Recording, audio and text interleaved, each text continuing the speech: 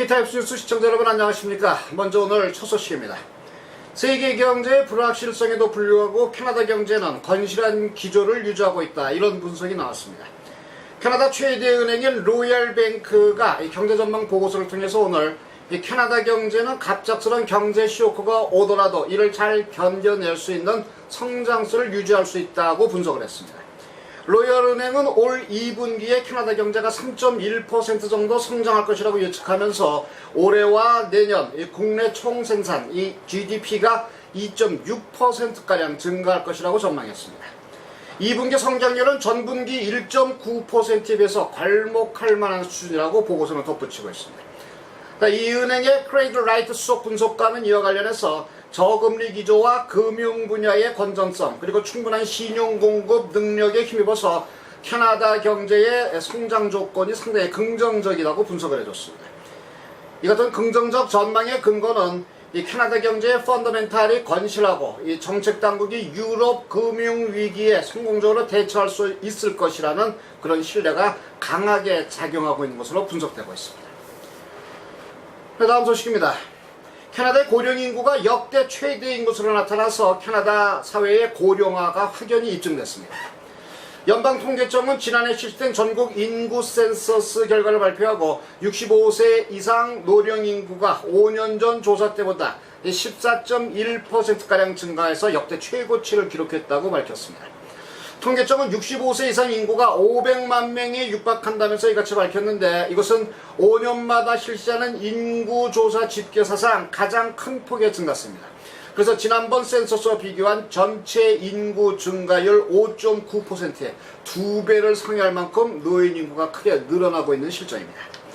통계청은 또 60에서 64세의 연령층이 전체 인구의 29.1%에 달하는 것으로 조사됐다면서 이 향후 인구 분포의 노령화 현상이 더 가속화될 것이라고 진단했습니다. 자, 이에 따라서 지난해 캐나다의 15살 미만의 인구는 전체의 16.7%를 차지하는 데 비해서 노인 인구는 14.8%, 역대 최고치를 기록하고 있습니다. 네, 다음 소식입니다.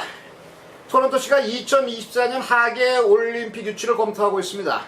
이 댄젤 미난 원 시의원은 이 토론토에서 2024년 하계 올림픽을 치를 수 있도록 이 장단점에 관한 검토 보고서를 최근에 의회에 제출했습니다. 2020년 올림픽 유치 때는 반대를 했던 래포드 토론토 시장이 2024년 올림픽 유치 등에서는 투표를 한 것으로 알려졌습니다. 이것은 크리스틴 톰 웽 시의원이 제출했던 2025년 월드 엑스포 유치 검토를 위한 동의안을 대신한 그런 개정안입니다. 엑스포 2025와 하계올림픽 개최에 관한 보고서는 2013년 3월에 토론토시 경제발전연구소와 문화위원회에 제출될 그런 예정입니다. 미난 시의원은 엑스포 2025와 하계올림픽 두 개를 동시에 신청하는 것도 토론토의 현재 경제 능력 그리고 문화 능력상 가능한 일이라고 진단을 했습니다. 네, 다음 소식입니다.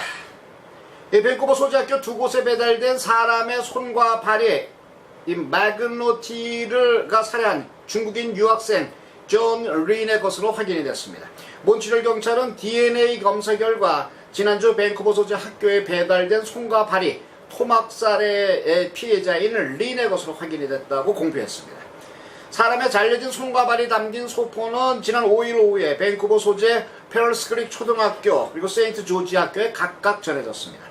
밴쿠버 경찰은 배달된 신체 일부가 앞서 발생한 매그노타 사건과 관련해 있을 것으로 보고 해당 소포를 수거해서 조사를 벌여왔었습니다. 다음 소식입니다. 캐나다의 대표적 항공기 제작사인 봄바르디에가 소형 제트기 275대의 판매 계약을 체결해서 물경 96억 달러의 수주 실적을 올리는 대박을 터뜨렸습니다.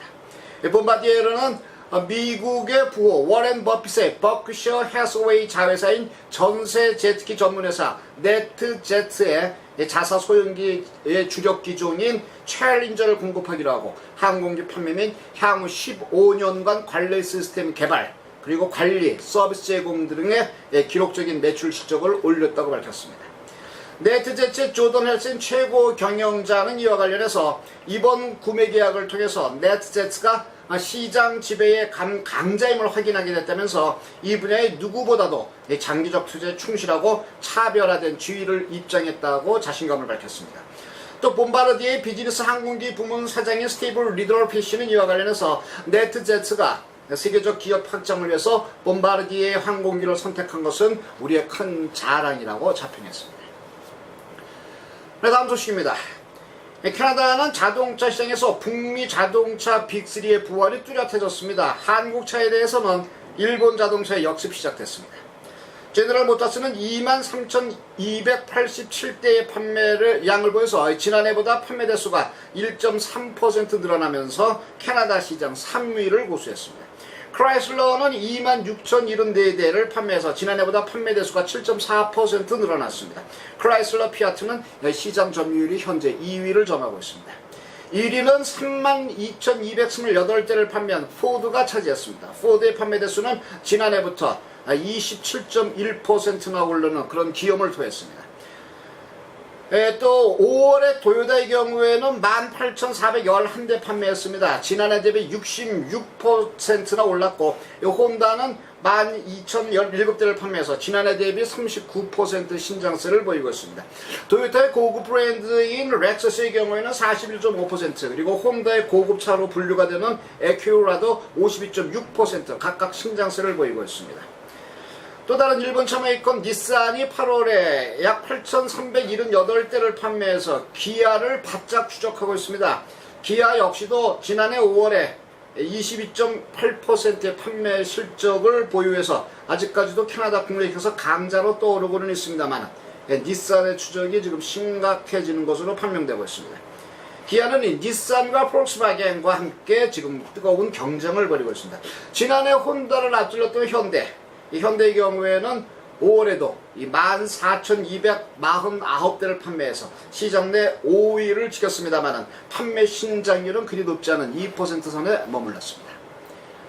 CK타임스 뉴스, 저는 다음 이 시각 새로운 소식 가지고 여러분 다시 찾아뵙겠습니다. 안녕히 계십시오.